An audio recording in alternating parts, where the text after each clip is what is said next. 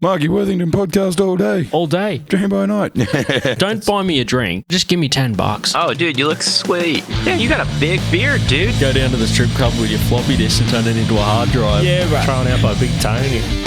We're here to name names and make people feel more ashamed for shit that they're not proud of. Me and my best friend, Marky Worthington. Whatever it is. Hey, how you doing? Welcome to the Marky Worthington Comedy Podcast. This is episode 154. Return guest, friend of the show, Jeremy Smith. Hello, Marky. Hey, how you doing? Welcome back. Yeah. Thank you. Thanks for having me. It's great to be here at your new castle. Welcome to the castle, mate. This is great. I love it. Yeah. It's only you and Jeff Shen have seen the inside of the podcasting studio at the new place. So. Oh, me and Jeff Shen. That's a good crowd to be in. Jeff Shen. Yeah, exactly. Yep, he's up there. He's pretty good. He's up there now. Before we forget plugs, you were here last when you were plugging your show for the Canberra Comedy Festival. Yeah, that's right. Yep. Coincidentally, you're here again. You hit me up. You're like, hey, coincidentally, could I just do your podcast around the same time? Shameless. Yeah. I need to do the show now. What's the show called and where is it? So I'm doing my show for this year. It's called Benchmark. I'm not sure whether it's a good name or not, but anyway, so it's on 13th of March at the Street Theatre again, because the Street Theatre is great. I love doing the Street Theatre. It's a good theatre. The crew there are just good. They're really helpful in terms of helping people do rehearsals, and it's awesome. I love it there. So it's 13th of March, 7:45 p.m, which is Friday the 13th.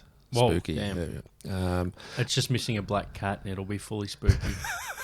I might do the cat again. Good, okay. Yeah. Well, it is a Halloween-themed show. Maybe. But the past two shows have been on the same night as Skyfire, and so this is the first time I'm not competing with Skyfire, but I don't know how it's going to go. It's going to throw me, but anyway. I don't know. The last two sold out, didn't they? I think so, yeah. But maybe that's what you needed to compete with Skyfire to sell out. Yeah, that could be the case. So I guess this is... Can they change it to Skyfire? I think I specifically asked not for Skyfire this time. Oh, right, okay. I just really want to, it would be extend myself, stretch myself, Yeah. I think the funny is asking for something and then asking for the opposite after they've pulled all the strings. Yeah, that'd be problematic. But no, it's So it should be good. I mean, I haven't written it, but good. It's 2 months I think to the go. name is good. It's not as good as the name you just said. Proper Manic. Problematic. Yeah. I mean, that's so. Yeah, Benchmark is sort of. Wait. You said problematic. Problematic. Yeah. I thought you said proper manic. Proper manic. Yeah, as in half manic is okay, but proper manic is not. That's a pretty cool Fake reference. manic is okay. Proper manic sounds like something a younger person than me would say, Marky. True. I don't think I say things like rad. Yeah. I found myself saying something the other day that I work with younger people in retail at the moment because that's where my life is heading, and I will sometimes describe a situation where they don't know what the fuck I'm talking about.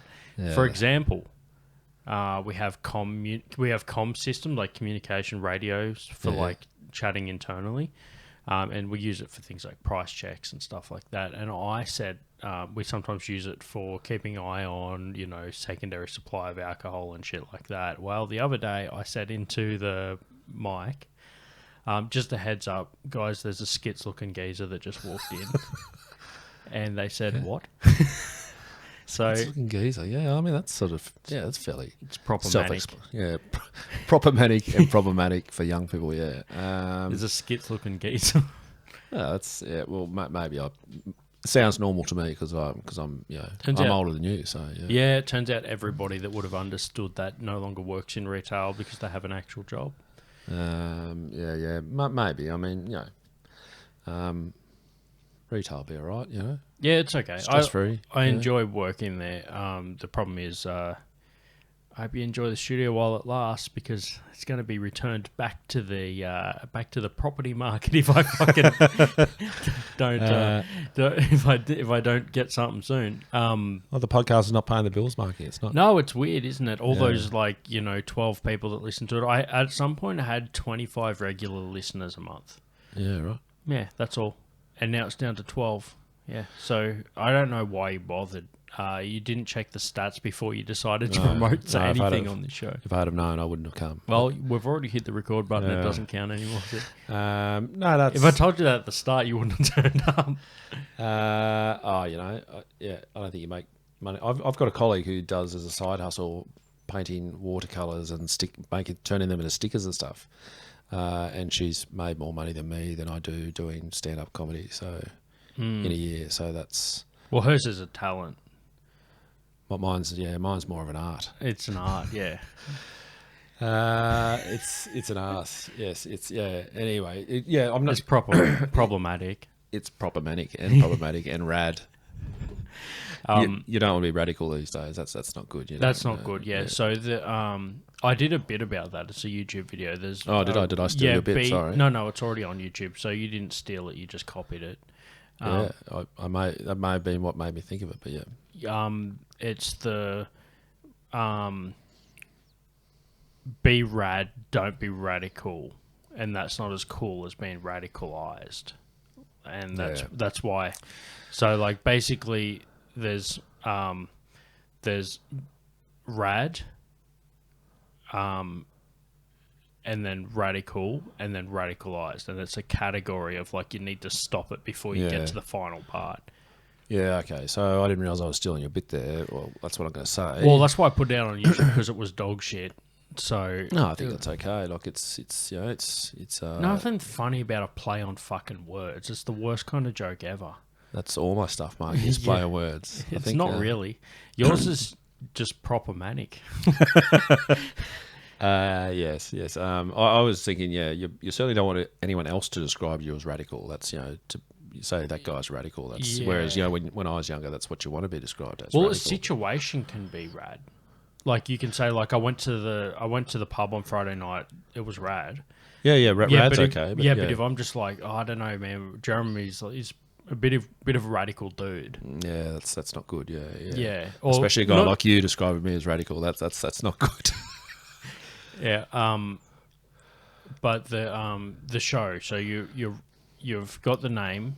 Yep. You haven't written it yet. No, I mean I sort of have, I guess. I mean I've still got bits to work on. I mean it's always a work in progress, isn't it? Like, aren't we? We're always a work in progress. Nothing's ever finished. I never really finish anything. I just go, that's not finished. It's good enough. There are people who do finish things, Marky. Like you and I don't, but there are people out there who finish things. Yeah, it's amazing, isn't it?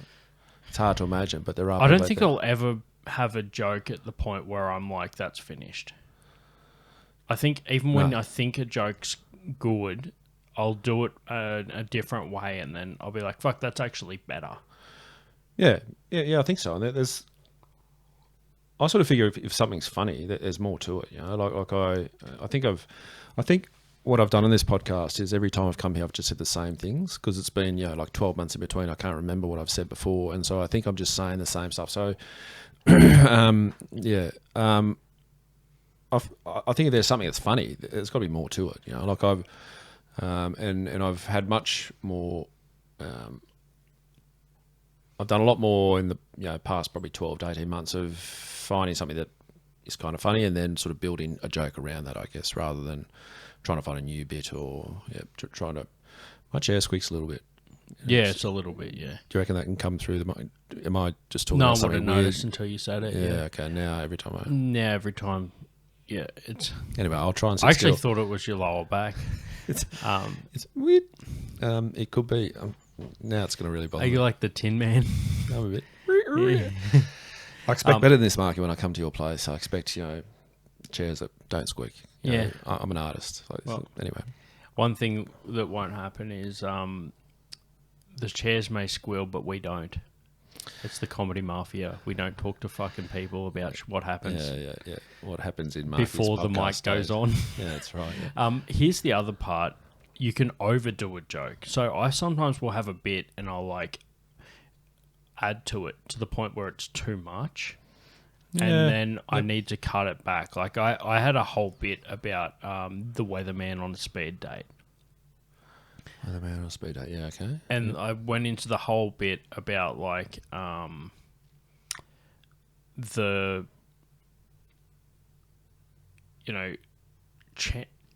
chance of getting wet and all that sort of shit, which is gross. And there was just one line in there which is actually the funny, and all the rest was just make-up bits so that I could turn it into a bit.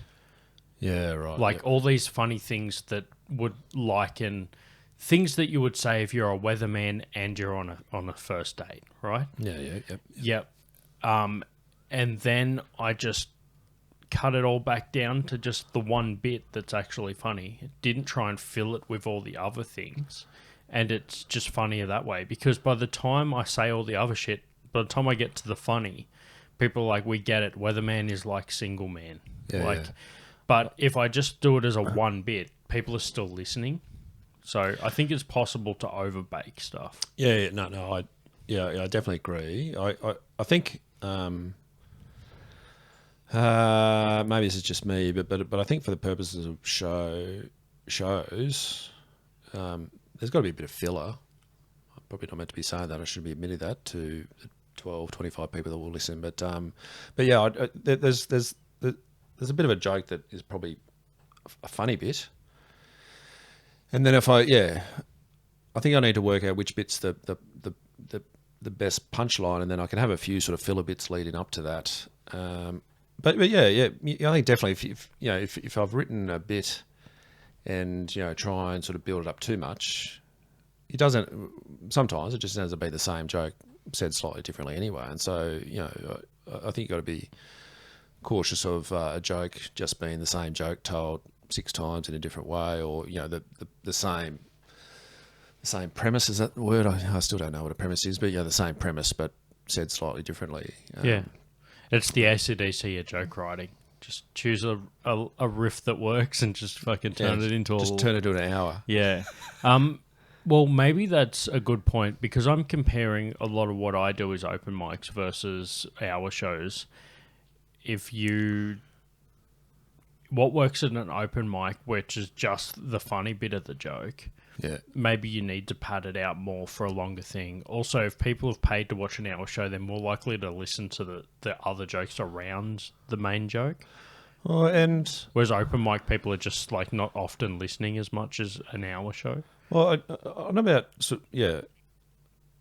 Well, I don't know if it's necessarily just open mics, but I guess I think there's and I'm talking like I know what I'm talking about, which I don't, but I think there's a difference between, say, you're doing a 5-minute bit as part of a show, and you've got people there for an hour just listening to you. I think inherently those 5-minute bits have got to be pretty solid, pretty tight. You can't have filler in there, if you're doing sort of a paid show, because people want to be boom, boom, boom. They want to be entertained pretty solidly. Whereas, I'm not saying that I think within an hour show you can have filler where you can just have voids, but I don't think,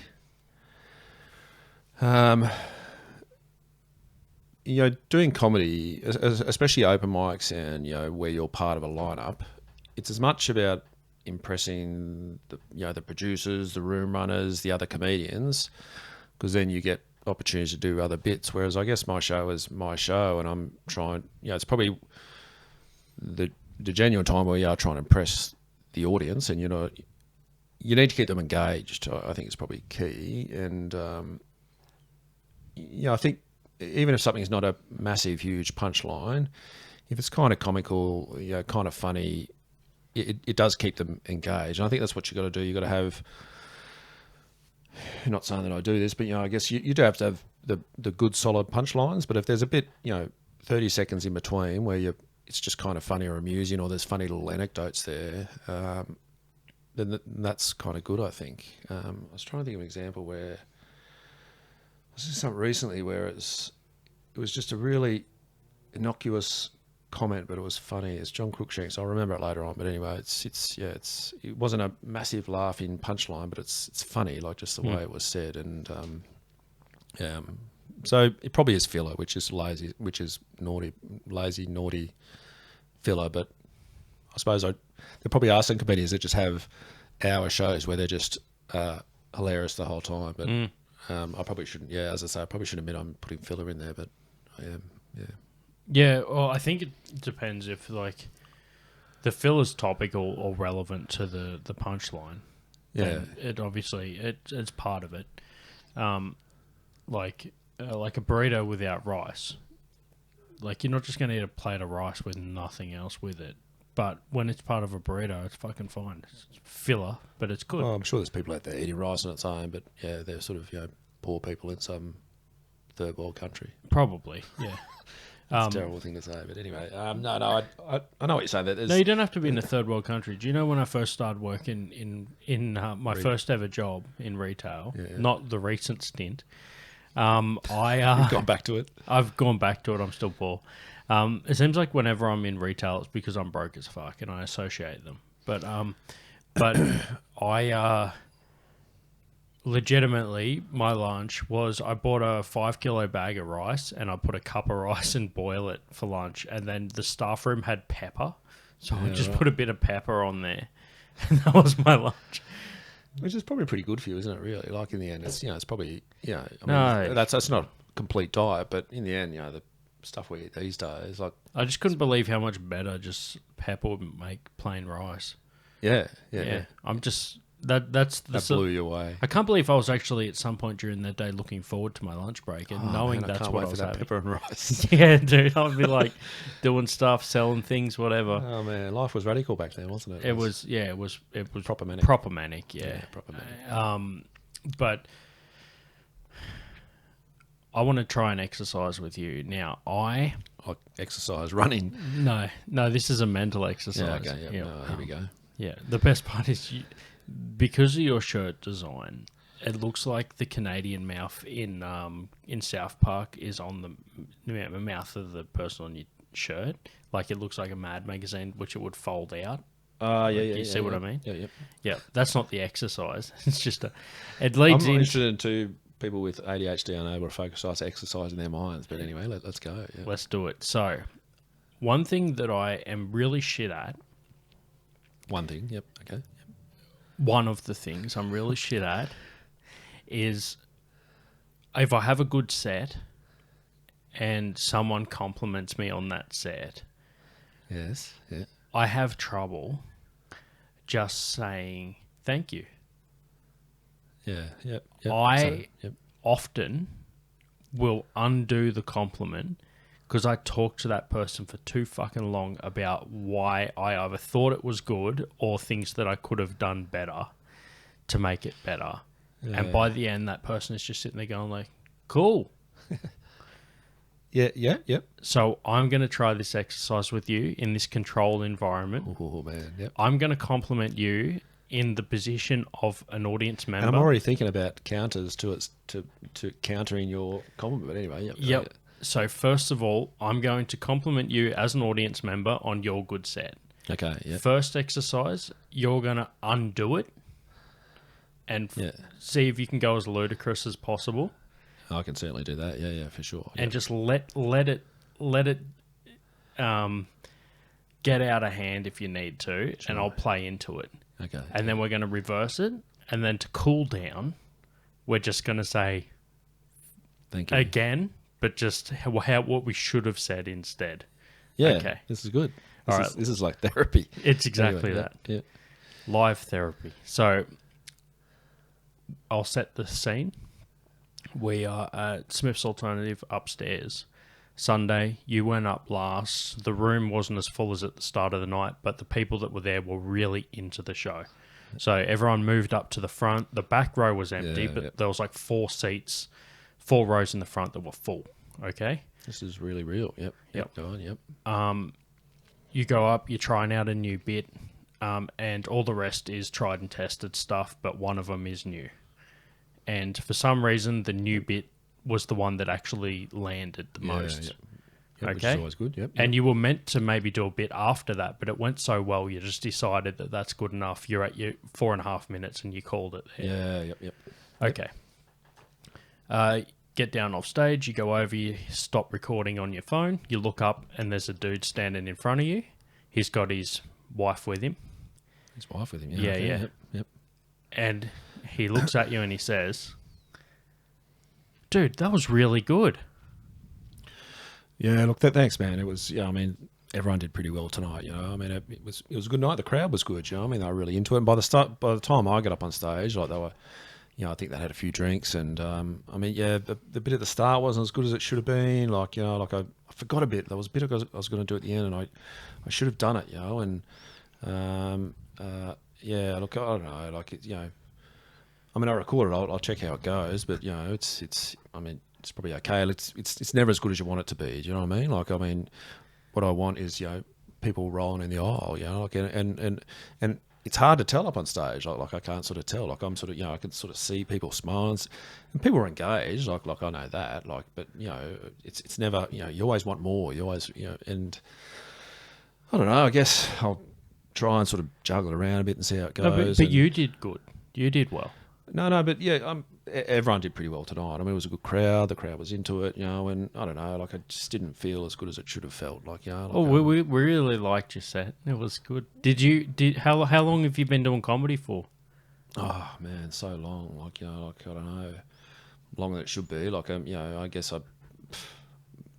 how long? Like I started in 2019, just before COVID, and then we sort of had that shutdown period, and I don't know, like I've just been doing it for a long time, and like I mean, it's thanks, that's great, but it's just it's always a work in progress. You're sort of trying to sort of get better over time, and I really liked Jim Bob's set tonight. Like that was really good, like he did really well. Like it's just it's hard to tell up on stage, and like I stumbled over bits, and it just wasn't as good as anyway. I'll listen to it and see how it goes, and there's probably some bits I can do a bit better, I think, but I don't know, this room's a good room. Like there's other rooms where it's good to have a crowd here because you get some sort of feedback, but it's I don't know. Thanks for coming. Come again. Like tell your friends about it. All right, well, I'll catch you next time, you awkward cunt. That's right, dude. That was fucking awesome, dude. I was trying not to laugh that whole time, because that is me, dude. You basically nailed it. Okay. Do you know all those thoughts you just said often go through my head? Yeah. It's pretty normal, isn't it? Yeah, it's pretty. Holy fuck! This is more therapy. I thought this was going to be you doing the therapy, but it's me that's. We'll embrace it. We'll cry. All right. My turn, yeah. My turn for you to, yep.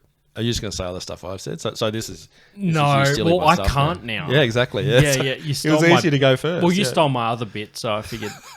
you can steal this bit. You stole this too, yeah. All right. Okay. I know what I've got to do. Yeah. Let's do it for the same setting, just to make it... Same setting. Yeah, I won't set that again. Yeah. So, okay. Me? Yep. Great set. Your crowd work tonight was really good, Marky. I really loved it. Like it was a good set. You did great. Yeah, really smooth crowd work, interacting with people. You're really good at that. How'd you know my name's Marky? Was it from the MC that said it, or do you follow me on social media? Well, they said it, but I've seen you before. I've seen a few of these open mics. Yeah, okay, because I have like a website and stuff. If you've seen that, have you seen my website? No, but I'll check it out. Do you have your phone on you? Yeah. Yeah, you should look up. You should look it up. It's markycomedy.com. And I do all my gigs on there. I have a podcast as well. Really? I haven't seen that. If you ever do you listen to podcasts? Sometimes, yeah. Like just have a lot of time. Oh man, I have a podcast. I have two podcasts, and I stream once a week. You should subscribe to all of it. Yeah. Okay. Now, like right now, do you have any friends that you bring to comedy? No, not many. No. How many? Like probably one, 2 or 3. 2 or 3. Are they like you? They're cool like you? They cool? So. Yeah. Well, dude, you should bring your friends and come to all my gigs. I run 4 gigs a month. Do you know? Do you know I run 4 gigs a month? Oh, no, I didn't know that. Yeah, I'm crippled by it. I run 4 gigs a month, and there's about 8 hours of administration for each gig. Yeah, right. Yeah, and so do you feel you're getting bigger? Like, do you feel you're No, it's probably actually hindered my comedy, if anything, because I spend my time getting stage time for other comedians instead of focusing on my own. But I'm glad you liked it. Which bit did you like better? There was that bit where you, there was the mouthwash bit. The mouthwash bit, yeah. Do you know how I wrote that? No. I was just looking at mouthwash. Yeah, right. Yeah, and then I thought, That might be a good bit, yeah. How does stuff come to you? Like, how does it come to you? Like, it's just like that? Or you're just looking at... Yeah, I just look at a thing. Like, for example, like, there's, like, you know, just packets of food. I just look at them when I'm eating it, and I think, oh, that's funny. You do have a lot of food stuff. I do, yeah, I eat a lot. But yeah, well, thank you very much. Hey, make sure you check out my website and all the gigs, and I'll see you at an upcoming show. What's your name again? Jeremy is mine. Jeremy. Okay, well, Jeremy, I'll remember that because yeah, my first dog's name was Jeremy. He got ran over. But yeah, he was a red heeler. He got ran over. Yeah, right. But I hope you enjoy your Sunday, and I'll see you at another gig. Yeah, thanks. I'm just going to go grab a drink. Yeah. All right. Okay. Yeah, I know Nigel too. He's the bartender. We get a drink because we performed, but you can have my one. Oh, thank you. Thanks. All right, Jeremy. See you, Marky. Yep. Nice to meet you. Oh man, it is. Yeah, it's it's awkward, isn't it? Yeah. But that shit, that desperation. Yeah. Of wanting someone that liked my show to continue to give me that Recognition. Yeah. Is literally what I just did then is what I'm holding back sometimes. Yeah, right. But now we get to do what we should have done. Yep. It's going to be hard to switch it off. I'm going to have to really concentrate to not just go to the same spiel that I did 2 minutes ago, because I'll probably just say the same thing. But anyway, I'm going to really focus now.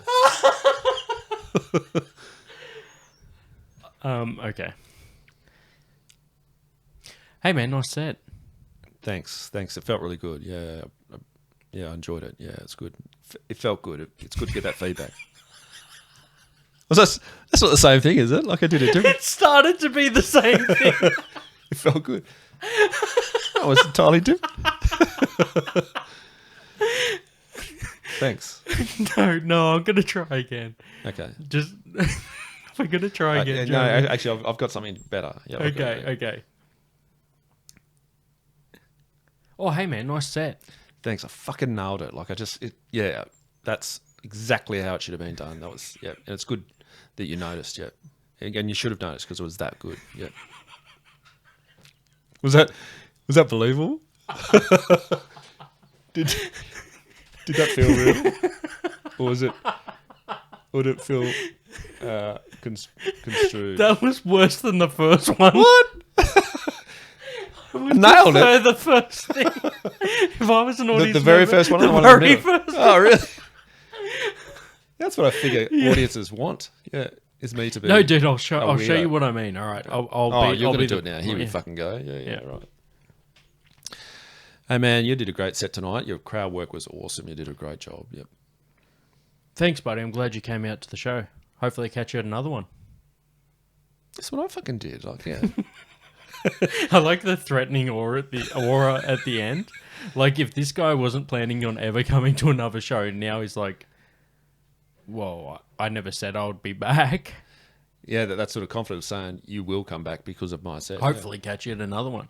Yeah, I don't. It's like in the movies where they're just like, "Hey, it's a nice house you got there. Shame if something happened to it." You know, the insurance company guys. Yeah. All right. I think either way it was pretty good. Like, do you know, I think that all three of your reactions are actually completely fine. Yeah. Whereas even my desperate one was still like, I've never done it to that level, but that is, all right, I'll tell you an example. Okay, this is our last trial for the therapy session. Good. I'm going to do the same thing, but I'm not an audience member. I'm a fellow comedian. Right. Yeah. Okay. This is the toughie. It is tough. Yes. Okay. So just to change the setting, have you done a set tonight as well, or were you just watching in the crowd? Yeah. Did you do okay? So here's the set. Here's the setting. Mm-hmm. I'm a bigger interstate comedian. Like I tour nationally and all that sort of stuff. I'm in town for the Canberra Comedy Festival, but I dropped into an open mic that you happened to be at the week of the festival. Yeah, right. So it was just a standard open mic with most of the Canberra scene. You had a set during the night. Yeah.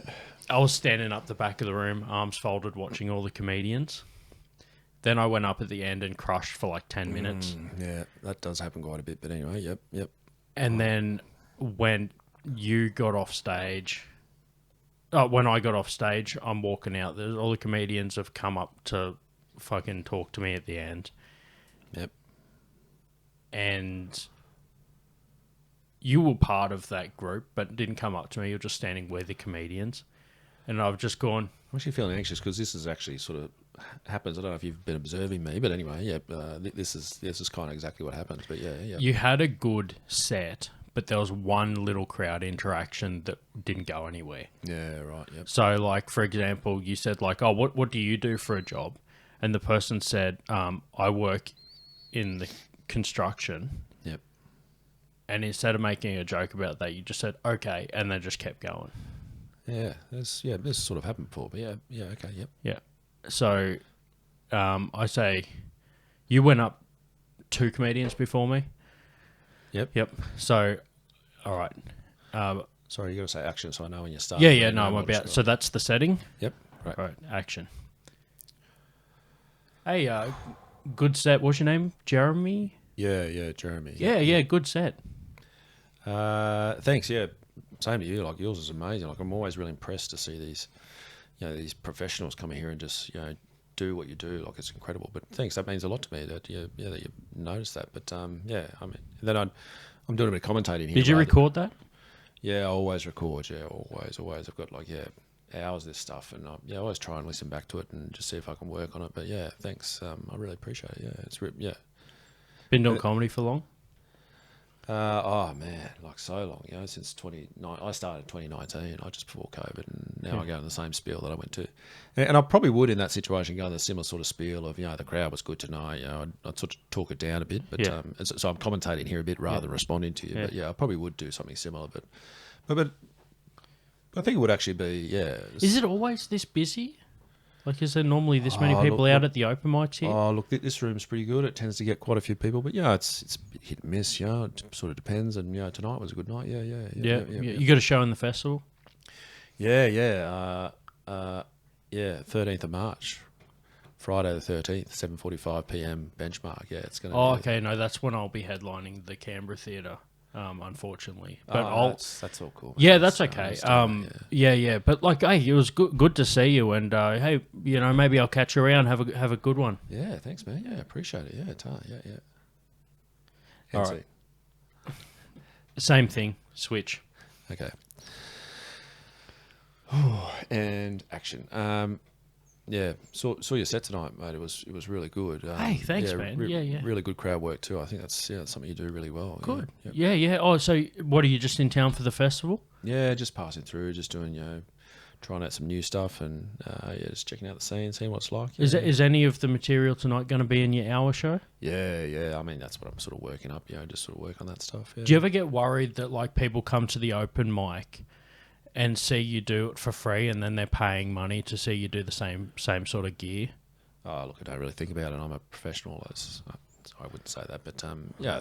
I mean, that's the whole idea of open mics. You just got to do it, don't you? Yeah. Yeah, I guess so. Yeah.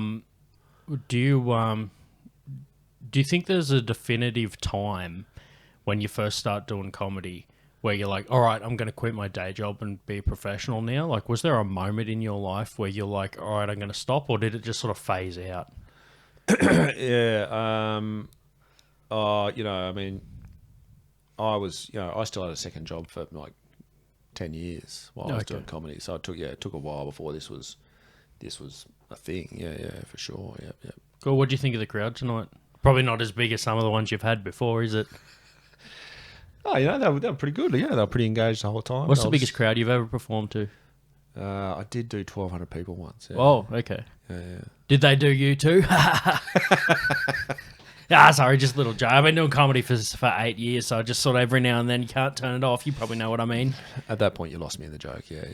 They do you too. Yeah. Anyway, but yeah. No, that's good. Yeah. Yeah. Well, it's always funny when you have to explain it, isn't it?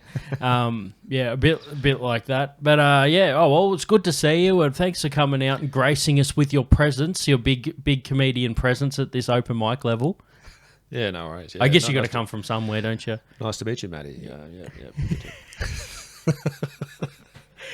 Dude, so some of those things I have actually said to a headliner before. Yeah, the right. bit about, do you quit your day job? I still cringe when I think about asking a headliner that question. It's a legitimate reasonable. question, Yeah, but exactly. I did it in that manner, like just in passing. It's not like Yeah. it's not like we were legitimately having a conversation and I asked that. It's like just a quick. We only had a few seconds to interact, and I used that time to ask that question. Whereas it's probably more if you're sitting down with someone having a chat, Exactly. having over a coffee or a beer or something. That's when you sort of have that question. But yeah, I mean, we've all said dumb things, haven't we? Yeah. I fucking think we might have just stumbled on something. All of those things are relevant to how much time you have. So none of that stuff is bad. It's just how much time you have to say it that changes. Yeah. I mean, there's no bad thing to say, isn't there? But yeah, there's probably a time and place. I mean, it's always hard to know what to ask those people. You know, I am always genuinely impressed with those professionals and their ability. Yeah, just come in smoothly and just say that's what they do. They just come in, crank out a 10-minute hilarious set.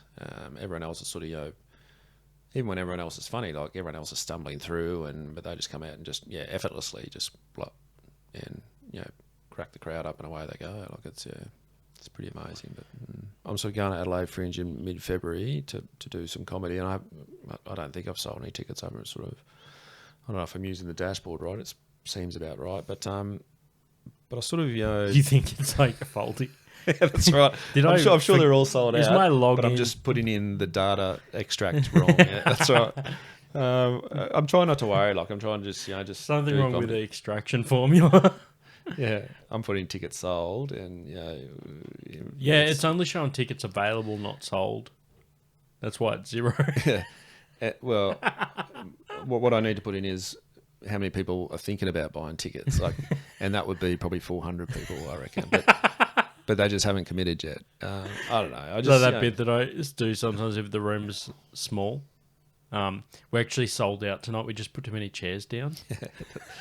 That's probably what's going to happen in Adelaide. But anyway, it's just...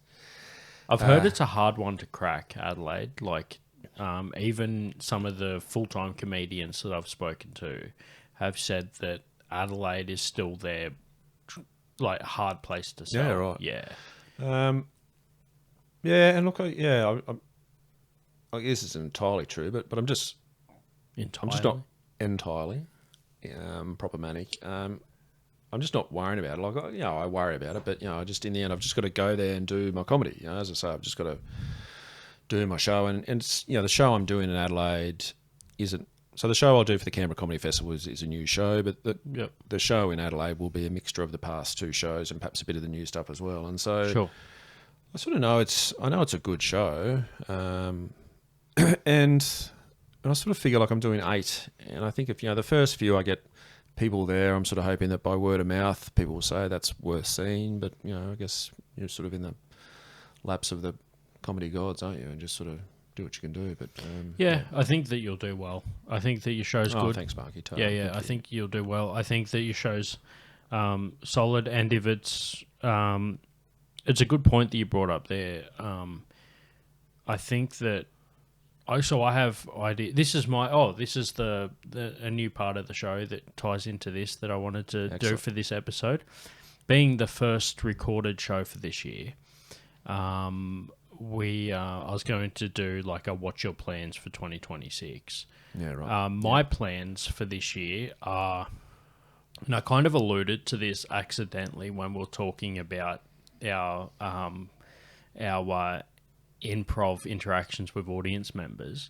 Yeah. I find myself, and there's actually some truth to this before, I find myself spending a lot of time running rooms and not a lot of time writing comedy.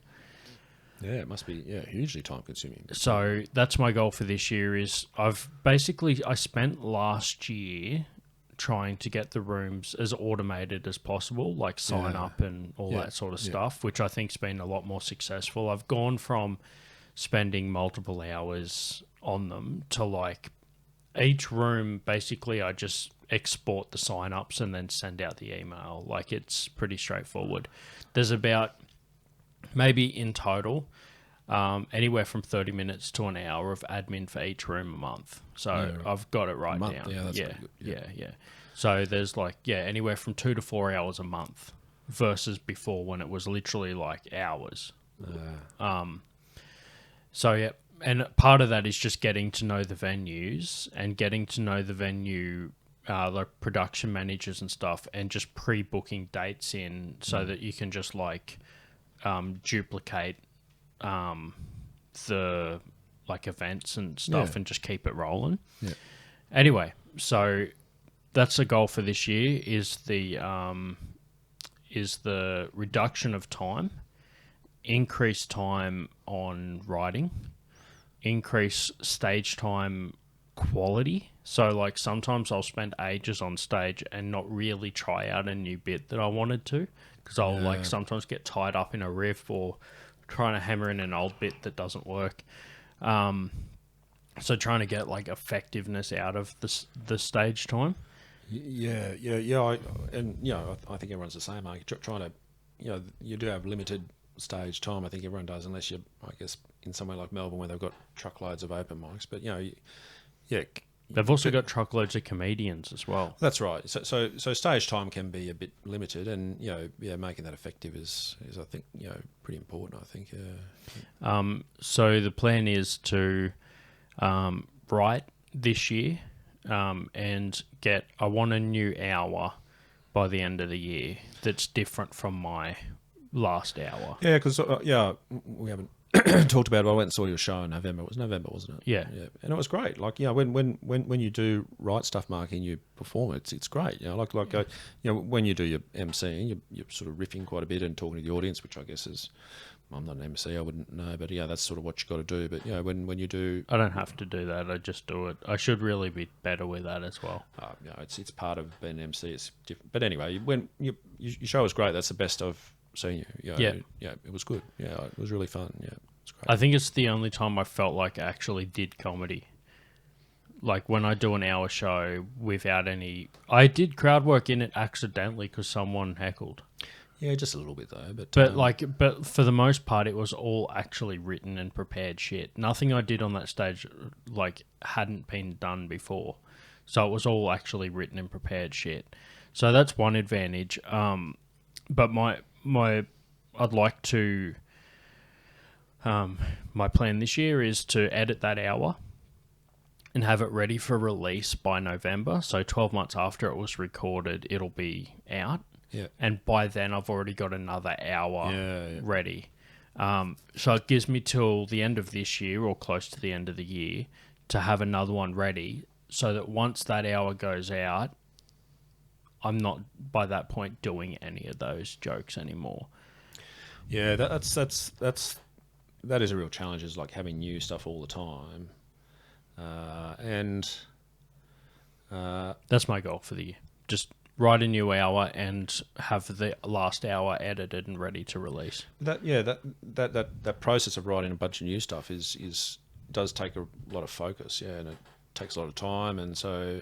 But I think if you've sort of set your mind to doing that for the year, then giving yourself time to write that new stuff is probably the biggest challenge, isn't it? Well, the biggest thing is about finding the time to do it. How do you write stuff, Marky?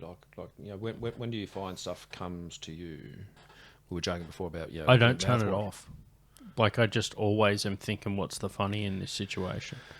Do you find there's particular times where things come to you? So for example, I think the reason I ask is because when I'm driving the car, this probably is a bad thing, but when I'm driving the car, stuff will come to me for whatever reason. I think I can perform a bit in the car, just sort of talking to myself, and I think that's where I can just be completely uninhibited almost, just not impeded by anything. I'm just sort of talking. So stuff comes to me in the car when I'm driving. I love driving. My dad was a big driver, and I did a big trip before Christmas up to Queensland, just a quick trip over a couple of days, and I wrote probably a couple of new little bits. Some of them I haven't tested yet, so they could be garbage, I guess. But stuff comes to me in the car. I don't know why, but do you find there's places where things come to you? The mornings. Yeah, right. Yeah, so before pretty much from when I wake up until lunch is the most common. Yeah, right. Yeah. But the thing is, they won't be things I just thought of then. They'll often be shit that I thought of the night before or the afternoon before. Yep. But it takes me 12 hours to turn them into a bit. Yeah. Like I've got, and it's all relevant to my current situation. So I wrote a new, in the vein of trying to use effective stage time. Mm-hmm. My other unwritten, as part of that goal that I mentioned before of writing and using effective stage time, my other plan is when I do other people's rooms that aren't mine, like when I do a spot at someone else's open mic, one of the goals is to at least half, if not more, hopefully more, of my stage time needs to be new jokes. Yeah. Well, like sometimes I'll we do sort of weave in old stuff and new stuff into the same set. Like it needs to at least be shit that has never been done before. And that's going to force me to write new shit. Yeah. And then when I run open mics as an MC, that's if I want to try out something I've already done once before, that's where I can try it for the second time. Yeah. So it'll force me to write new shit. But everything's relevant. Like, for example, I mentioned at the top of the show, I'm in fucking retail right now. Dude, my next 5 minutes that I do is 5 minutes of jokes that I've wrote while I've been in retail. Yeah. Just situations that have happened to me. Like, sometimes I think to myself, fuck, have I written every joke I'm ever going to write and now I'm only ever going to be working on them? Have I run out of shit? And then like, I'll start a new situation, like a different job or whatever. And now I've got like 5 minutes of new shit that I wrote from my new job. Yeah, and you always have that fear, don't you? There's going to be nothing new. You've been so drunk you thought this is me now? Or so hungover. Have you ever been so hungover you're like, I think I might have cooked myself?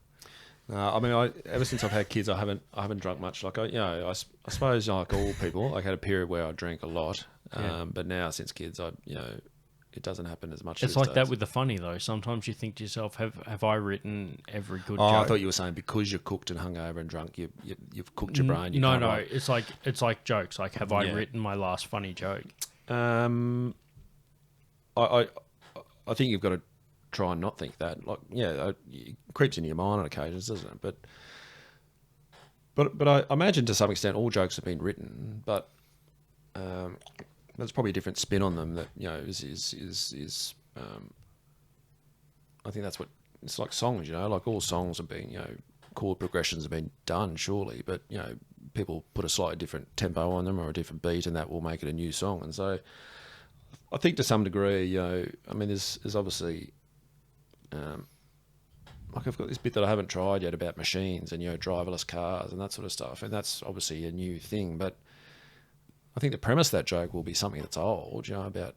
I'm sure it's not new, but it's probably new enough that it's might be funny. I don't know, but I'm sure there's always new ways. There'll always be new jokes, but I guess there'll probably be periods where they won't occur to you, or you won't be in that sort of creative frame of mind. But I think there's in retail, like interacting with people is funny, that's, and I think it's relatable, and you can sort of do things that, meet in a bottle shop. There must be stuff happening all the time. You see a window into some people's chaotic life for just 30 seconds, a lot more. I've gotten to the point where a 30-second interaction, you can tell what sort of person somebody is. Yeah. Like, you just sort of get a window into their chaos. And Yes, but I think, something as simple as asking them, like, hey, do you have your fucking loyalty card? And how they manage that interaction can tell a lot about a person. Like, if, like, say right now, let's do our acting bit just for a second. Yeah, right. You ask me for my loyalty card, I'll give you 2 examples. One is what we like, and usually a good indicator as to how together that person's life is. Yeah. The second one is somebody that just lives in the moment and never plans ahead. Act 1. Okay. G'day, mate. You got your loyalty card there? Yeah, no worries. Here it is. Wow. Beep. Beep. Does it beep? Or? Yeah. I also have Tourette's in this situation. That character has Tourette's, so they make the noise. I forgot beep to add wild that. machine Yeah, beeps, yeah. This yeah. person, they're together, but they have Tourette's. So, yeah, it didn't actually work straight away, but I made the beep noise, so you thought it did. Yeah. All right, second interaction. G'day, mate. You got your loyalty card? Oh, yeah. What card is it? What card do you take? Hang on, let me check. Do I have to download the app? I don't even know if I have a card with you guys. What do you take? Is it like do I get points? How much points do I get? Is this on special? Yeah, that's 2 quite different people there. Yeah. Yeah, so that's the 2. And the second one is always the person that has 3 kids. And the first one is always the one that was smart enough not to breed. Whereas, yeah. And people wonder why the population is going down the shitter.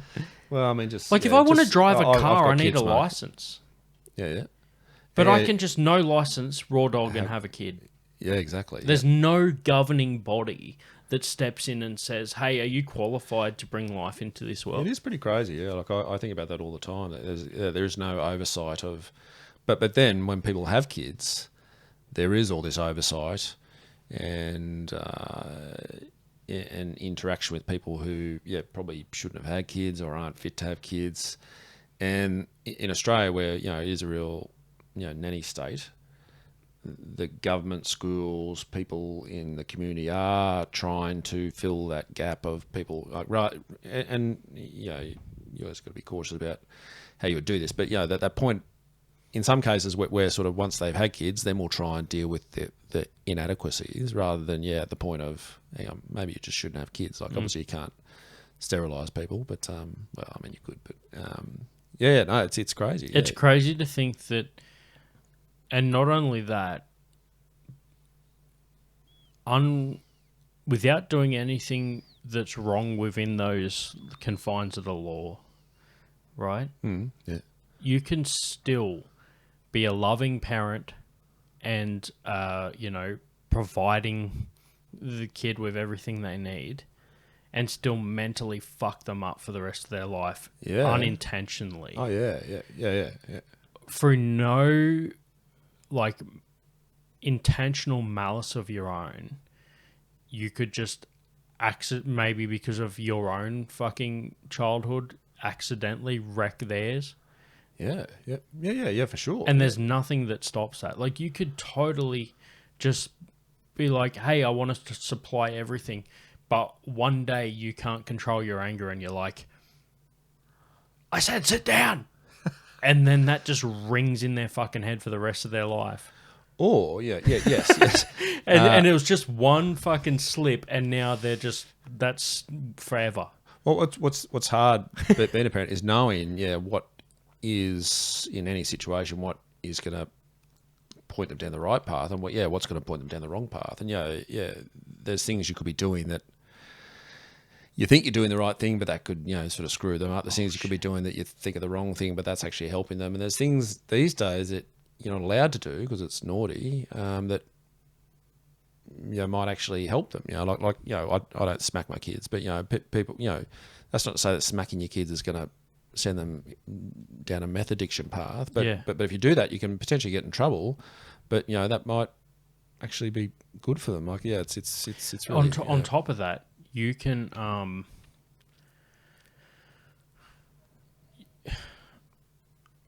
as well as having best intentions and potentially messing kids up. I feel like on top of that, you can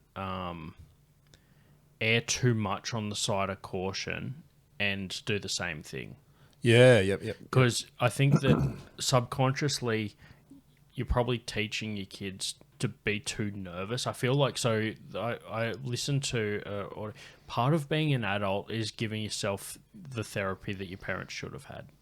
I was listening to an audiobook about this, and it was basically like, if you go into something nervous or scared that you might fuck it up, you're more likely to fuck it up. Yeah, yep. And like, I tend to find that a lot of people, like I work with young people in retail, a lot of the like ones that make more mistakes are the ones that are nervous that they're going to make a mistake.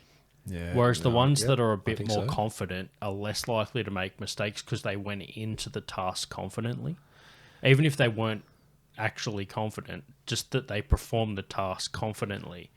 Yeah, no, I know exactly what you're talking about, and I think there's probably a few aspects to it. Like, I think, being tentative, I think, I don't know what it is, but it seems to create an opportunity for things to go pear-shaped, whereas doing anything with confidence seems to be more controlling. But I think even when you're more going to something with more confidence, even if you fuck it up, for whatever reason, it's not as conspicuous that you fucked it up. Do you know what I mean? Like you can sort of, if you do something with confidence, even if it doesn't go quite right, you know, it looks right because you've done it with confidence. Shit. It's really, I think that the point is, if you fuck something up, you're only dealing with the fact that you fucked it up, right? There's only one thing you're still dealing with. But if you go into something nervously and then you fuck it up, you're not just dealing with the fuck up. You're dealing with the feelings that, like, of fucking it up as well as the fuck up. Yeah, that's right. Yeah. So you're minimizing the shit. Like, you know, you're better off keeping with one thing to fix than fucking, like, now there's that. And then on top of that, if you're told, hey, don't get angry, and then you get angry at something, which is a natural reaction, on top of that, you're going, now I'm mad that I got mad because I said that I wasn't going to get mad. That's sort of internalizing things, and So then you're angry at yourself because you got mad, which then becomes a snowball.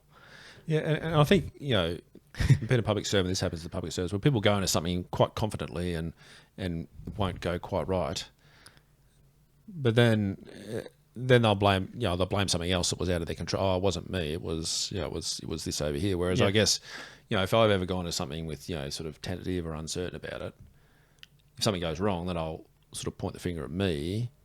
Everyone else is looking for somebody to point the finger at, and they'll point the finger at you. Whereas if you go with confidence and say it doesn't go right, then you can start looking for other things to blame, and then other people are looking for it is. There is something freeing about taking ownership for your fuck ups. It took me a while to like realize that, but now, like, if I fuck something up, I fucking love admitting when I fuck something up. I reward myself mentally for admitting that I fucked up, and I've become more at ease with doing it now. Like, if I fuck something up, I'll be like, so I like edge with a fuck up. I'll be like, hey, you know that thing that I was gonna do right? You know that thing that I confidently told you that I knew everything about, and there's no way that this could go wrong? Yeah. I fucked it up, Jeremy. Wait. Don't. Just wait before you hold any judgment. I want you to see how bad I fucked this thing up. Like, I will sometimes be excited that I fucking fuck something up because now I get to tell someone. But you know why? Because I lived with the burden of trying to hide my fuck ups for so long, and the stress of someone finding out that it's so fucking freeing to just be like, dude, I fucked up. I think part of that being able to, I think I'm a bit the same now, where I don't mind making mistakes. I make mistakes all the time. a lot, you know, and I don't mind admitting it because at this stage, like, it's pretty risk free. Like, I mean, if I make a monumental stuff up at work, you know, within parameters, I'm not going to get fired, you know, and whereas, you know, maybe when I was younger... If you try to hide it, you're more likely to get fired than to admit it. Yeah. I feel like. Yeah, probably. Yeah, I think you're right. But, you know, I guess maybe when I was younger, sort of, you know, starting this job or that job, I guess it probably is, you know, a bit more risky to make fuck-ups. And so now making a fuck-up, I don't really care. I do. Like, I know the formula. Conflict delayed is conflict multiplied. Yeah, I think that's right. Did you just think of that, or did you read that somewhere? No, it's in there somewhere from someone else, but that's true. Yeah, because it's back to what I was saying before about not admitting you fucked up. Because now, not only do I have to tell you that I fucked up, you're thinking, but you lied to me by not telling me earlier. Whereas if I tell you early, all I'm dealing with is the initial fuck up, and I'm not dealing with the fact that I tried to deceive you into not thinking that I fucked up. But I think stressing over... You're not only just sitting there going like, all right, how did you fuck that up? You're also sitting with, why didn't you tell me earlier? Yeah, but I think all these are internal things where you're stressed about, you know, yes, I hit it, and how do I justify that now? And yeah, hiding fuck-ups is mentally exhausting. You know, whereas, you know, just acknowledging it, just, you know... That's why I'm just gets like, it out. Yeah, that's right. And it's done with, and now on to the next thing. But I suppose it depends on the... Yeah, I sort of went through a period where I stress about really little things, you know, like stress about, you know, doing this wrong or that wrong. And now, you know, I certainly don't worry as much about that sort of stuff. And it's freeing to not... we're going to wrap it on this. This is going to be the last bit of the show. I just want to tell you a thought that I had earlier about this. Yeah, right. About raising kids. You can tell me how true this might be as someone that actually has kids. Yeah, I can tell you, yeah. You know, like in movies where they go back in time and they're like, I don't want to change something because it might affect the future. Yeah. Like, you know, you make one small change and then you go into the future and all of a sudden, like, there's been a butterfly effect that's led to this thing. I reckon raising kids, one way to look at it would be, like, picture that you've gone back in time and every change you make changes the outcome of their future. And then you make one change here, you realise, like, oh, you go forward in time, oh, fuck, he's a meth addict. Better go back to, like, being a kid and then not yell at him for, like, not sitting still. And then every time you change something, you're like, all right, this slightly changes how they become as a person. So I guess my point is, if it was looked at from, not from like, you kind of need to make changes. Even better. I'm gonna focus, Mike. I'm gonna fucking boil it down to just a simple quote. Yep. Raising kids is like trying to drive a car, but you can only see how well you did, how well you're driving it, by looking in the rear vision mirror. Yes. Yeah. I think you're right. Yeah. Exactly. Like this is. The